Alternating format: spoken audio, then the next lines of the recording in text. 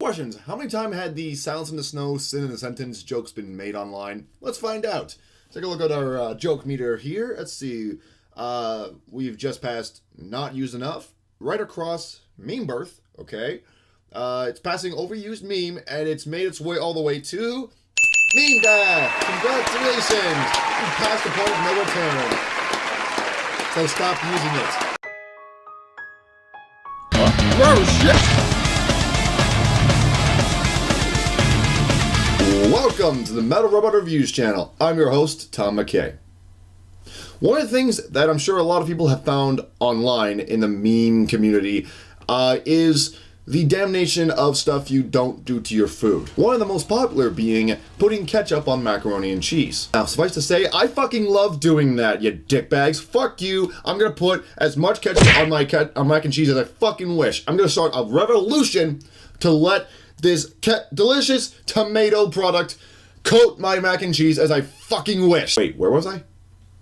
Oh, right, sorry. Well, much like my love for disdaining mac and cheese, Trivium is a lot like that in the metal scene. Many people love this Orlando 4-piece, but many others, including older fans, want to have Trivium shish kebabs. Well, I'm a fan of this band, and I couldn't have expressed that even more than when I was talking down on Vengeance Falls in episode 3 of the show. But regardless of how you feel about their newest stuff, many fans can actually agree that people were very cold on Silence in the Snow. Internet bud! Because of the lack of screaming. I love Silence in the Snow, but even I can see that there was a few problems with that. Despite the fact that everybody knows that the lead singer blew his voice out before they even started writing the record. But now his voice has recovered and he's starting to scream live again.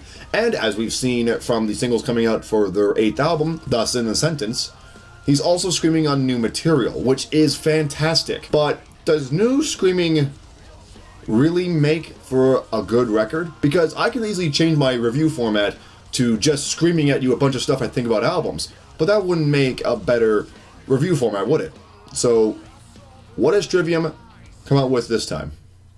I'll tell you what they come out with. The best Trivium record since In Waves. Now, okay, that line is very subjective, okay? Mostly because, again, like I mentioned already, not a lot of people were too fond of the newer stuff. But here's the thing, as I mentioned in episode 3, In Waves was such a colossal beast of an album, taking in influences from multiple different aspects of the metal community that are considered great for metal as a whole. It's one of the main representations of metal, in my opinion. So how does this top that? Because this goes even further and incorporates a lot of the elements that were missing from In Waves. Let's start with the vocals. Matt Heffy's voice has not only recovered, but also improved since the incident. His singing voice is a lot more melodic and has a cleaner direction compared to the previous albums. Now keep in mind, the reason why his voice blew up to begin with was because of not taking care of his voice for as long as he's been in the scene. One of those aspects being the lack of proper singing and screaming technique. Now, he has learned how to do it properly, and his voice has become better as a result.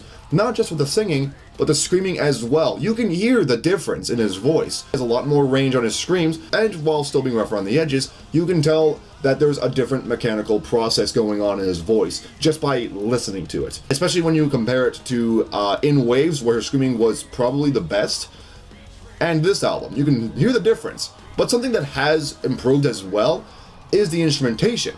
Now, while I like Matt's voice, the lower register voice is a detractor for quite a few fans in the metal scene. So, on this album, it's a great welcome to know that while, yes, his voice is still very present, there's a lot more emphasis on the instrumentation. Matt doesn't appear on this album as much as you might think, at least vocally. He's spending a lot less time with his voice and more time with his fingers. On the guitar, get your mind out of the gutter. Matt Heffy's and Corey Beaulieu's solos and riffs are playful as well as ferocious throughout the entirety of this album, especially on the title track and Betrayer. They are just destroying the fretboard and the strings as they play along, and it's really good. They go even further with the interesting riffs on the song The Wretchedness Inside, which is one of those songs that if you were a detractor from Silence in the Snow, you'll hear this song and come right back going, okay, what did I miss? I missed something, didn't I?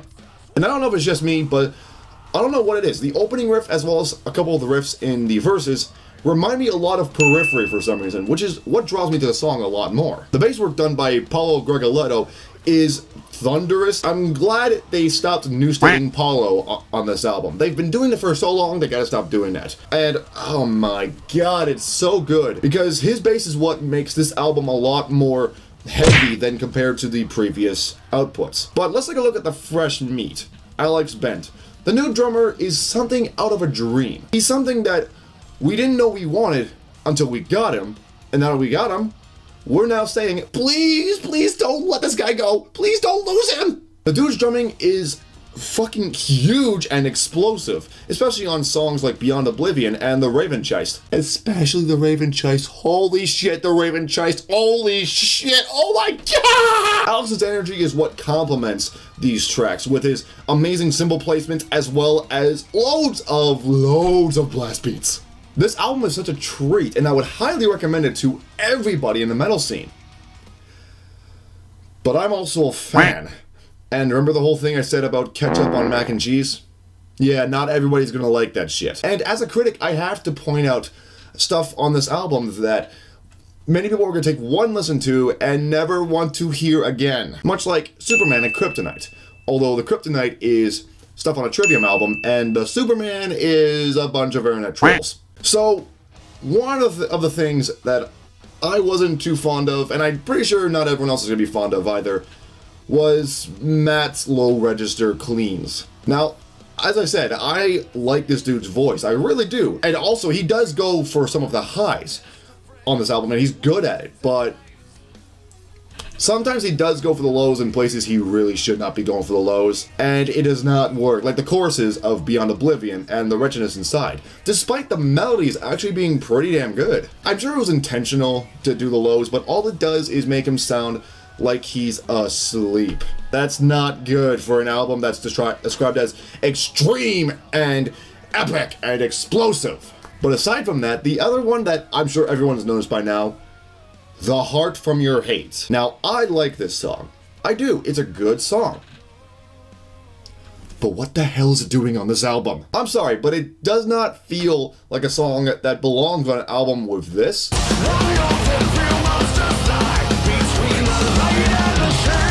Or this. They said to run, but I'm obsessed with the madness. This. The color of your fear, confusion deep inside. Resentment pours over in me, you can't confide. Even this. Can we make sense of it all? Again, I'm not saying the song is bad. I still spin it all the time. But it feels off from the album. Like, maybe if it was played at a different point of the album and not track fucking 4, then it would have worked better. But because it came in so early, it just does not feel so good. If anything, it feels more like it's Until the World Goes Cold Part 2. The lyrics might say otherwise, but no, this is what it feels like. In fact, I actually put it to the test, and I played the entirety of Silence in the Snow in its entirety, but instead of playing Until the World Goes Cold, I switched it out for The Heart For Your Hate. And when playing it through, I barely noticed the difference. Are these nitpicks? Are these not really bums? Who knows? All I can say is, overall, this is an album that probably won't bring a lot of fans back from the thrash days, but it'll bring a lot of people back from the detractors of Silence in the Snow, and maybe even bring in some new fans who probably thought that this band was not that good back in the day. While the album is obviously not perfect, there is definitely sin in the sentence, and if the sentence requires me to listen to this album, I'm more than happy to serve. And who knows, maybe this will make Album of the Year this year, and I never say that. Well, maybe except for this video. And this one. As well as this one. You know what, I really like this album, okay? But regardless, enjoy your sentence. Trust me, it's more than worth whatever you did to get it. That's my review of Trivium's The Sin and the Sentence. What are your thoughts on the album? What are your thoughts on the band altogether? Let me know in the comments below. And don't forget to check out Matt, Effie's, and Alex Bent's channels on YouTube. The links will be down in the description. You should really check these guys out. Honestly, they are pretty good on YouTube. Matt does stuff and things And Alex does stuff and things. Links in the description. But anyways, thanks so much for watching. If you guys like this video, hit the like button. If you're new here, hit the subscribe button. I'll see you guys in the mosh pit next time. Have a good night, everyone.